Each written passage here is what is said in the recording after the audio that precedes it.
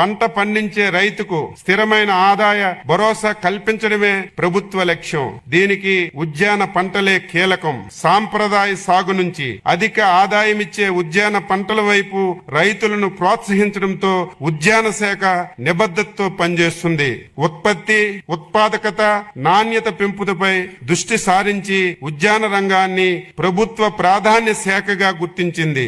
రాష్ట్ర జిఎస్డిపికి ఉద్యాన శాఖ 1,52,952 కోట్ల రూపాయలు సమకూరుస్తుంది. పండ్ల ఉత్పత్తిలో 15.6% వాటాతో ఆంధ్రప్రదేశ్ దేశంలోనే మొదటి స్థానంలో ఉంది.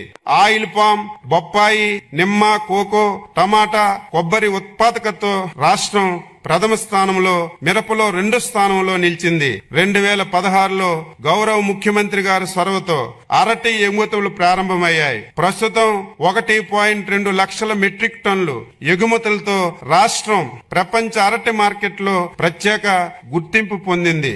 రైతుల ఆదాయం పెంచేందుకు కొబ్బరి, పామాయిల్ తోటల్లో కోకో వంటి అంతర పంటలను ప్రోత్సహిస్తున్నాం. పామాయిల్ తోటల పెంపకానికి 2026-27వ సంవత్సరం 204 కోట్ల రూపాయలు ప్రతిపాదించాం. పశ్చిమ గోదావరి జిల్లాను కోకో హబ్బుగా అభివృద్ధి చేసి కోకో సిటీని ఏర్పాటు చేసి చాక్లెట్ పరిశ్రమలను రాష్ట్రంలో నెలకొల్పేందుకు చర్యలు తీసుకుంటున్నాం. సూక్ష్మ సేద్యం అమలులో దేశంలో రాష్ట్రం అగ్రస్థానంలో ఉంది. ప్రభుత్వం ఏర్పడిన తర్వాత 5.5 లక్షల ఎకరాలను కొత్తగా సూక్ష్మ సేద్యం పరిధిలోకి తీసుకొచ్చాం. 2026-27 నాటికి మరో 3.75 లక్షల ఎకరాలు లక్ష్యంగా పెట్టుకున్నాం.